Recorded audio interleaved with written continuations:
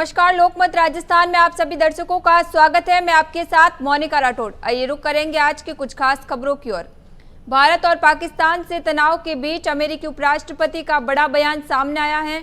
America के उपराष्ट्रपति JD Vance ने तो कह दिया कि हम भारत पाकिस्तान के बीच नहीं पड़ेंगे, न ही अमेरिका भारत को हथियार डालने को कह सकता है। जेडी वेंस ने कहा कि भारत और पाकिस्तान के बीच संघर्ष से मूलतः हमारा कोई सरोकार नहीं है। एक इंटरव्यू में उन्होंने कहा, हम जो कर सकते हैं वह यह है कि इन लोगों को थोड़ा तनाव कम करने के लिए प्रोत्साहित करने का प्रयास करें, लेकिन हम युद्ध के बीच में शामिल नहीं होने जा रहे हैं, जिससे मूल रूप से हमारा कोई सरोकार नहीं है। इसका अमेरिका की इसे नियंत्रित करने की क्षमता से कोई लेना देना नहीं है।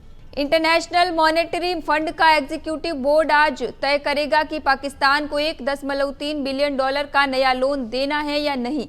पाकिस्तान को ये package climate resilience loan programme के तहत दिया जाना है। बोर्ड की मीटिंग में भारत इसका विरोध कर सकता है, क्योंकि पहलगाम में हुए आतंकी हमले और भारत की ओर से ऑपरेशन सिंदूर के चलते दोनों देशों के बीच युद्ध जैसे हालात हैं। ऐसे में भारत नहीं चाहेगा कि पाकिस्तान को कोई भी फंड मिले और वह इसका इस्तेमाल भारत में आतंकवाद फैलाने पर करे। पाकिस्तान की हर कोशिश को भारत ने नाकाम कर दिया है। पिछले 48 घंटे में ही पाकिस्तान की कमर टूट गई है। बीती रात भारत के एयर डिफेंस सिस्टम ने करीब 50 से अधिक पाकिस्तानी ड्रोन्स और मिसाइल को तबाह कर दिया है। इसके साथ ही पाकिस्तान के 2 F-16 और 2 F-17 भी मार गिराए हैं। वहीं भारत के हमले के बाद पाकिस्तान में इमरजेंसी के हालात हैं। इसके साथ ही पाकिस्तान के 10 शहरों में इमरजेंसी घोषित कर दी गई है। साथ ही पाकिस्तान में अनिश्चितकाल के लिए स्कूल और कॉलेज बंद कर दिए गए हैं। आपको बता दें कि गुरुवार रात को पाकिस्तान के कराची में अचानक जबरदस्त धमाकों की आवाज सुनाई दी। बताया जा रहा है कि ये धमाके कराची के प्रमुख इलाकों में हुए। ISI यानी इंटर सर्विसेज इंटेलिजेंस के दफ्तर के पास एक जबरदस्त ड्रोन हमला हुआ। इस हमले से इलाके में हड़कंप मच गया और सुरक्षा एजेंसियां तुरंत अलर्ट हो गई। पाकिस्तान ने भारत के साथ जंग के हालात के बीच सहयोगियों से कर्ज मांगा है। पाकिस्तान के इकोनॉमिक अफेयर्स डिवीजन ने कहा कि दुश्मन ने काफी नुकसान पहुंचाया है। इस्लामाबाद ने बढ़ती जंग और शेयरों में गिरावट के बीच अंतर्राष्ट्रीय सहयोगियों से मदद देने का आग्रह किया है। हालांकि पाक सरकार ने इसे फर्जी बताते हुए कहा कि यह अकाउंट हैक हो गया है।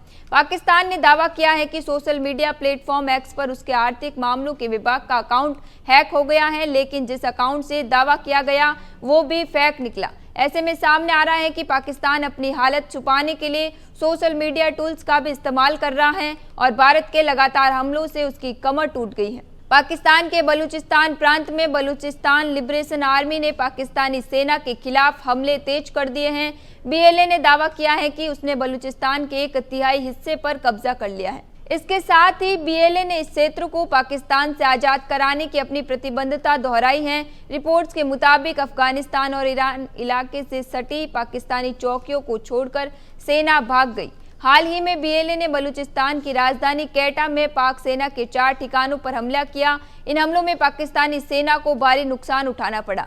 BLA ने इन हमलों को अपने स्वतंत्रता संग्राम का हिस्सा बताया है। चंडीगढ़ में आज हवाई हमले की चेतावनी दी गई है। वार्निंग एयरफोर्स स्टेशन से जारी की गई। शहर में सायरन की आवाजें गूंज रही हैं।